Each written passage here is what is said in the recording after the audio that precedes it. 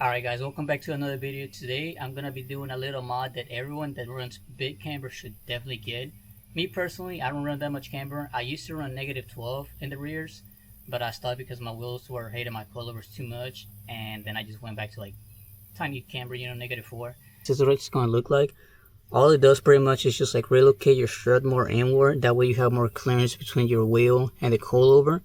And I already went ahead and did this side, that way I could show you guys a little better how to do the other side, because I was struggling here for like 2 hours trying to figure this shit out. Alright guys, so one thing about this mod is that you're gonna lose your factory sway board link. And in this case, I'm just removing the whole sway board because I can't get this sway board link unstuck from there, and I don't have a cutter to just cut it off. So I'm just gonna remove the sway board from back here. It has 2 bolts right here on this side, and then it's the same for the other side.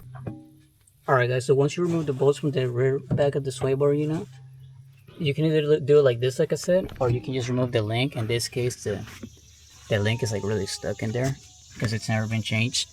And I don't have some cutters to just cut it off, so I'm just removing the whole sway bar.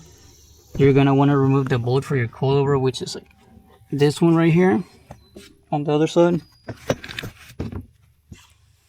This one right here, this bolt. Just remove your coilover bolt, and then after removing that one, you're gonna go ahead and get a wrench and remove this bolt right here under your sensor, which is, it's pretty much holding the coilover bracket in there. Alright guys, first things first, we're gonna remove use a clip puller to remove this little sensor right here, and then you're gonna use a 12mm and remove your brake line from the bracket over here.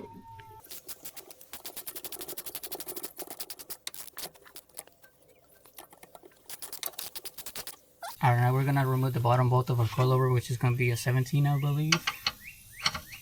Yep.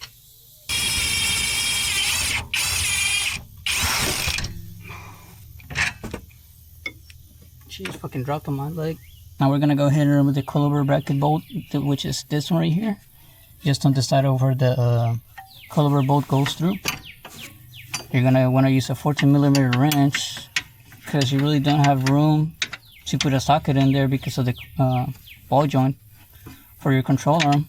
At least you want to go ahead and remove that. I don't feel like doing all that, so I just struggle with this fucking wrench. There's the bolt. Now this whole thing should just come off. Now be careful not to hit your brake line right there.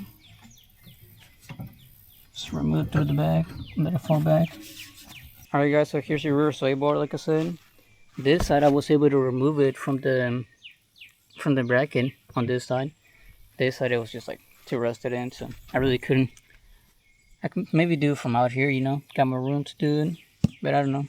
Now like I said, you are gonna lose your factory one, so if you want, you can just go ahead and remove it completely, or you can also get some smaller sway bar links, which is something I might do. If I feel like I have too much sway, I might just do that, get some smaller ones, some adjustable ones. I've seen like they sell some, so I'm just gonna leave it there for now, show you guys the rest of the process. Alright, so you're gonna want to go ahead now and unloosen your bolts from the top of your coilover up here. You don't want to take it off completely. You just want to loosen them and have like 5 threads left, just to where you can move your coilover around and adjust it whenever you're installing the kit. Alright guys, so now that we removed the bolts from the top of the coilover, like you see, we have enough play to move it around, That way it's gonna sit, the coilover is gonna sit almost like flush with the wall. You're gonna have about maybe like a finger, depends on like the size of your hands, to get in between, But the way this goes, it has 2 brackets, and this is gonna be the inside. This is where the coilover is gonna sit, so it sits flush, it doesn't have any play. Alright, so you want to go ahead and grab the small bolt and a washer. Gonna kind of play your way through it, right here, right to where the coilover bolt goes. Just leave it hanging there for now. Use a washer, and then put it in there through this side.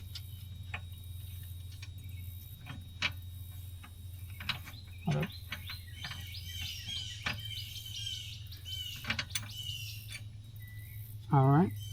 Now you're gonna use this smaller one. You get two spacers like this one. You get a small one and you get a long one. The small one's gonna be the one you use first, which is it goes like between where your coilover is supposed to go. That way it doesn't have it like the bolt it's not like just going straight through there, and it has like some pressure on it. You're gonna put that one in there. Like I said, you're gonna use the bolt, the washer, put this thingy, and then after you slide this thing through the middle, you're gonna put another washer on the other end. Now that's in there, you grab the other side of your plate and put it on the other side. Go ahead, grab the second one like I said, and once again, you're gonna grab one of the long bolts, fit it through this big hole right here, and this one right here, not the bottom one, but this one up here. So just don't forget to put your washer first before you put that spacer in there. So washer. Now you're gonna use the long spacer. Long spacer. And then you grab another washer and put it again on the inside part of it. Alright guys, so all the bolts are tied in. Not fully, but just enough, you know, to where like it's not gonna move. I'm gonna go ahead and tighten the top bolts. But before I do that, let me show you guys. The coilover is gonna seal, since it's in a more inward, you know. It's gonna be like kind of like lopsided, but once we tighten the bolts up there, it's gonna even out. I'll show you guys in a minute. Let me go ahead and do it.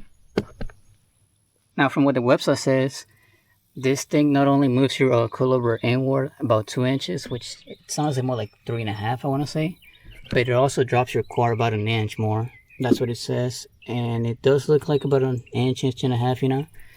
So you might have to adjust your ride height again after you install this, if you don't want to go any lower. Now in my case, I am gonna go lower.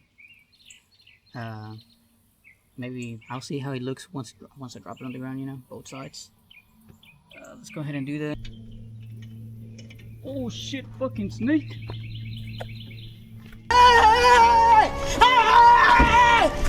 There was a fucking big ass snake chasing a frog, dude. Shit scared the shit out of me.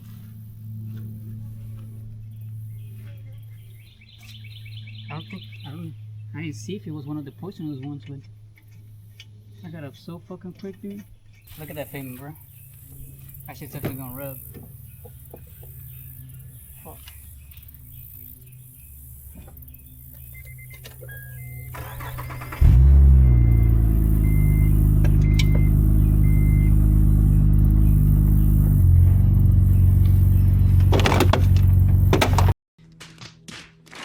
It was at this moment that he knew he fucked up. Probably should have went forward.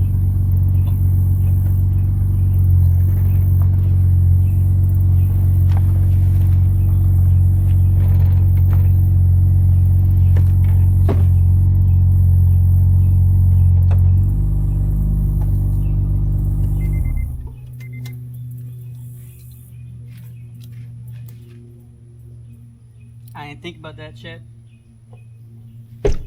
Alright guys, that's gonna wrap it up for the video. As y'all can see, the fitment is going crazy now in the rear. The front is not as slow as I would want to be, you know, just because I live down the gravel road and it's like a quarter of a mile gravel road and there's fucking horrible ass potholes sometimes. So the way I have it right now, it's perfect, you know, for my daily driving. Whenever I go to shows and stuff like that, I can lower a little bit more, you know, just for the perfect fitment, you know. But the way it's sitting right now, I like it. And it's gonna wrap it up for the video, guys.